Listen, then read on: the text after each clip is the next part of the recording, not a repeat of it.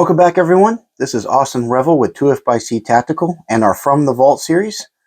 We have another exciting firearm for you today that has come through our shop, and this is the Winchester Model 1887-1901 here.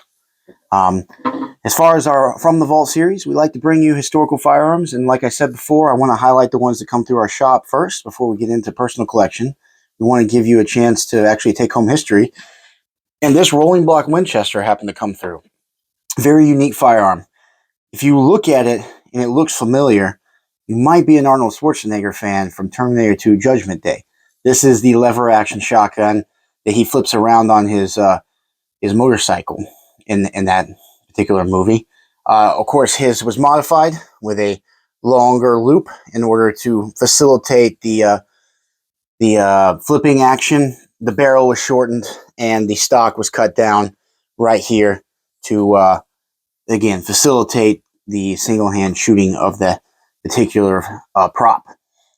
These are relatively interesting shotguns, and it's designed by the famous John Moses Browning for the Winchester Arms Company. Now, this one has had some modifications done to it. The bluing on this is gorgeous. The stock would not have looked like this. This stock has been modified to feature a more new pistol grip with a rubberized butt pad. This inlay with this designs of the dots, that's not original. The original ones would just be solid wood.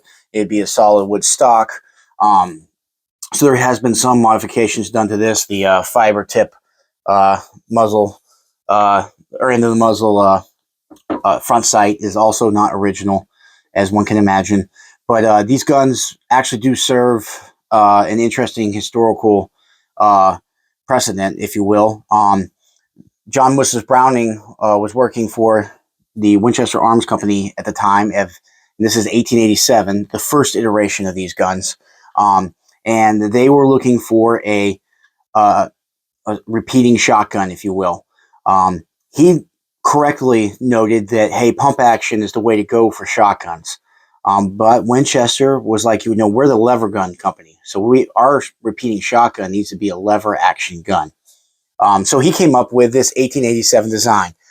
It was later updated and put into reproduction in 1901. It was put into production all the way through 1920. This is a 1920 final year production gun. It's very cool to see, especially in this condition. This particular one's in 10 gauge, so this is a beast to shoot. But what it means by rolling block, it is a very different design in terms of the loading mechanism from a modern gun. So you have your typical Winchester lever, just like you would normally see. To load the cartridges into the tube, you actually have to go down through the top of the receiver to load them in. So not necessarily as quick as one would normally expect for a shotgun. It is a hammered fire gun. When you cock it, the hammer is external, but it is it's a low visibility or low contact hammer, if you will. You can pull it back with your thumb, but it doesn't stick out like your Winchester 94s or anything like that. And that's how you fire the firearm. This goes into here. There's a firing pin right in there. Then that hits the cartridge and sends it off its way. You do see the nice old school Winchester logo right there in the firearm. Very cool to see.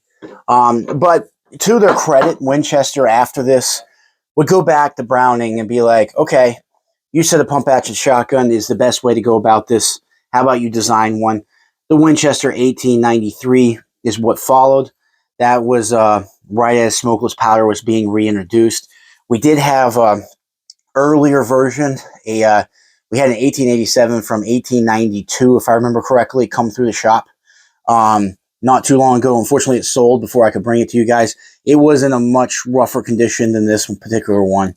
But there's not a lot of differences in design between the two. It's mostly caliber updates and taking into account for smokeless powder, because smokeless powder come out in the 1890s, and all the guns before that were still shooting black powder. And it could not take the modern load. It would blow up the firearm if you shot it. Browning is by far the most influential firearm maker in the world. I don't really think that's an arguable fact anymore. He designed more patents and guns than, and especially ones that are still in use today, than really anyone. We're familiar with obviously the Colt 1911. He patented that design, that Browning action with the barrel rise on a typical handgun. The Ma Deuce M2, he did the Browning light machine gun, 30 cal, the Browning SA-22, the Browning Auto 5, the FN high power, the Colt pocket pistol, 32 ACP. He also invented 32 ACP, 45 ACP, and of course 50 BMG. With a long list of guns that he designed, we forget about the 1893 and we forget about 1887 or 1901 pattern shotguns. They are not as commercially available as some of the later editions. The 1887 sold way more than these units. There's only like 13,000 1901 units produced, which sounds like a lot, but that was over the span of 19 years. That was all they produced. Not particularly well loved. Pump action, especially in the 1901's run, had taken over. The Browning Auto 5 comes out, which is a semi-auto, and of course the Remington Model 11s and all the others that would follow. So you don't really see a lot of these. Again, they're pretty much mostly famous for Arnold Schwarzenegger, Terminator 2 Judgment Day. You wouldn't necessarily know that that was the gun that he was being used because they did modify it for the movie. And the interesting fact about it for the movie is James Cameron, when he was writing the script, specifically wrote this model into the script. Have no idea why. But when you read the script, he specifically says Winchester Model 1887. That's what he wanted to use. Movie aesthetic effect for just a lever action shotgun. I'm unsure as to why he did that. But as a huge Arnold fan, and of course the Terminator series, at least the first two movies are pinnacle Arnold, and getting to see him flip this on his motorbike was always fun to watch. As far as these guns go, though, you don't see a lot of rolling black shotguns. That's not something you typically see. There are a few other examples of them out there. It is kind of a clunky operation for a shotgun. Shooting this in 10 gauge, can't really imagine. This one has been upgraded with a rubberized buttstock, but in the normal iteration, it would just be a metal plate back there. It's got to be murder on the shoulder, I would imagine, to shoot. They're more common in 12 and 20 gauge. I actually hadn't seen a 10 gauge before this one. But in terms of history, this is kind of where Winchester enters the shotgun market. So this is what would eventually lead to the Model 12, because they wanted to be known as the lever gun company. So they started with this. It sold okay, the first 1887 production, not as well as their lever guns, the 1873s, 1894s, 1886s, so on and so forth. And by the time they entered into the 1893 pump action and the 1897 pump action, that is really where Winchester starts to take off when it comes to shotguns. Of course, 1897s would see service during World War I, as would the Model 12, and all the way through World War II for the Model 12, and it would be produced all the way up until relatively recently, as far as when that ended production. But this is like where they entered that shotgun market. There are a few old westerns you'll see these pop up. There's a couple John Wayne movies that I do vaguely remember showcasing these 1887. So if you're looking for period correct guns, it's toward the turn of the 20th century is when they started really coming out and any kind of real numbers, but they do pop up from time to time.